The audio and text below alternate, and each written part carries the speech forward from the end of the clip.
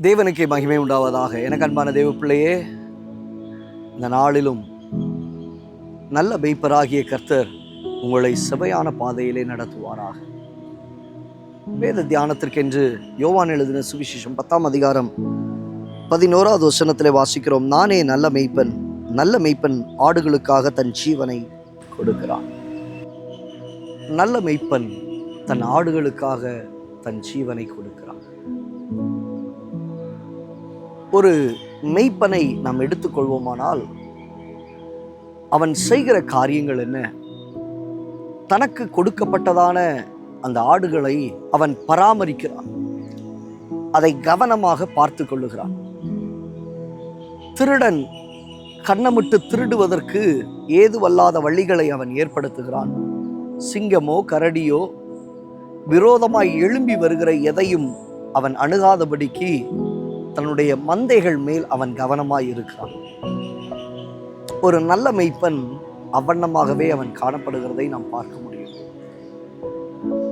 தேவப்பிள்ளையே, இயேசு அவர் நம்முடைய வாழ்க்கையில் நல்ல மெய்ப்பனாகவே அவர் இருக்கிறார். அவர் நல்ல மெய்ப்பன். அவர் நல்ல மெய்ப்பனாய் இருந்தது நிமித்தமாய் அவர் நம்மை தெரிந்தெடுத்தார். வழி தப்பி திரிந்து கொண்டிருந்தோம், கர்த்தரை விட்டு தூரம் போய் கொண்டிருந்தோம். ஆண்டவர் தேடி வந்தார், தன் மந்தைக்குள்ளாக சேர்த்து கொண்டார். அந்த நல்ல மெய்ப்பன் நம்மை பராமரித்து அவர் வருகிறார். அவர் செய்த காரியம் என்ன?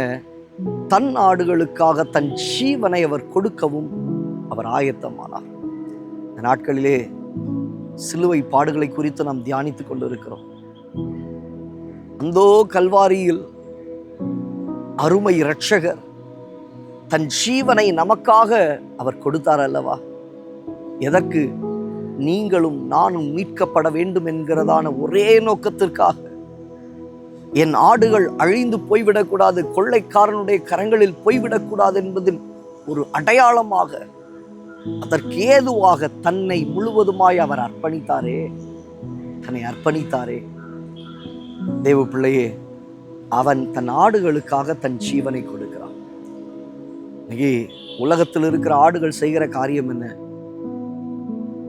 கூலி ஆட்களை தேடி அவர்கள் ஓடுகிறார்கள், அந்நிய தெய்வங்களை தேடி அவர்கள் ஓடுகிறார்கள். அவைகள் அவர்களுக்கு சௌக்கியத்தை கொடுக்கிறதில்லை, பராமரிப்பை கொடுக்கிறதில்லை. ஆனால் தேவனாகிய கர்த்தர் நமக்கோ அந்தந்த நாளுக்கு, அந்தந்த நேரத்துக்கு, அந்தந்த நிமிஷத்துக்கு, அந்தந்த நொடிக்குரிய பராமரிப்பை அவர் நம்ம கட்டளையிட்டு அவர் நடத்துகிறார். அவர் கட்டளையிட்டு நடத்துகிறார். இன்றைக்கு நம்முடைய வாழ்க்கையில் நமக்கு நல்ல மெய்ப்பர்களை நாம் தேடிக்கொள்ள வேண்டும். நீங்கள் கடந்து செல்லுகிற சபையிலே கர்த்தர் உங்களுக்கு கொடுத்திருக்கிறதான நல்ல மெய்ப்பர்கள் உண்டு, நல்ல மெய்ப்பர்கள் உண்டு. அந்த நல்ல மெய்ப்பர்களோடு கூட இணைந்து கொள்ளுங்கள், அவர்களை விட்டு விலகாதிருங்க. இன்னைக்கு கூலிக்காக வருகிறதான மெய்ப்பர்கள் அதிகம். சில நேரத்தில் ஆடு என்ன செய்யும்னா, ஐயோ நல்ல பச்சை பசேன்னு இருக்குதேன்னு சொல்லி அதை தேடி போக ஆரம்பிக்கும். கூலியால் அதை எடுத்துக்கொண்டு போயிடுவான். சிங்கம் வருமானால் அதை கவி கொண்டு போய்விடும். ஓநாய்கள் வரும்னால் அதை சாப்பிட்டு விட்டு கடந்து போய்விடும். தேவப்பிள்ளையே, நீ சிங்கத்தின் வாயிலும் ஓநாய்களுடைய பிடிகளும் பிடிக்கப்படாதபடிக்கு நல்ல மெய்ப்பனுடைய கரத்திலே அடங்கியிருங்கள், அடங்கியிருங்கள். உங்களுடைய வாழ்க்கை, உங்களுடைய குடும்பங்கள் தேவன் உங்களுக்கு கொடுத்திருக்கிறதான அந்த நல்ல மெய்ப்பனுடைய பராமரிப்புக்குள்ளாக. நல்ல மெய்ப்பன் செய்கிற காரியம் என்ன தெரியுமா? ராத்திரி ஆனாலும் பகல் ஆனாலும் என்ன நேரனாலும் உங்களுக்காக விழித்திருந்து ஜெபம் பண்ணுவான். விழித்திருந்து உங்களுக்காக பரிந்து பேசுகிறதை பார்க்க முடியும். ஆனால் கூலியாலோ அங்கே வருகிற சிங்கத்தையும் ஓநாய்களையும் பார்த்து விட்டு அவன் ஓடி போவான். ஆனால் நல்ல மெய்ப்பனோ உங்களுக்காக திறப்பிலே நின்று ஜெபிக்கிறவனாய் அவன் இருப்பான். அப்படிப்பட்ட நல்ல ஊழியர்களை உங்களுக்காக வைத்துக் கொள்ளுங்க. இங்கே அங்கே ஃபோன் பண்ணால் நமக்கு இவங்க பண்ணுவாங்க, எங்கே பண்ணாங்க, இதெல்லாம் நமக்கு வேண்டாம். அங்கே இப்படி இருக்கு, அங்கே உபதேசம் இப்படி இருக்கு, அங்கே செழிப்பு இப்படி இருக்கு, வேண்டாம். கடினமான பாதைகளாக இருந்தாலும் கர்த்தர் உங்களுக்கு கொடுத்த மெய்ப்பனிடத்தில் அடங்கி இருங்கள். அவர்கள் உங்களை பராமரித்து நடத்துவார்கள். மேலான நல்ல மெய்ப்பன் உண்டு, அவர் நம்மை ஆதரித்து நடத்துவார். கண்களை மூடி ஜெபிக்கலாமா?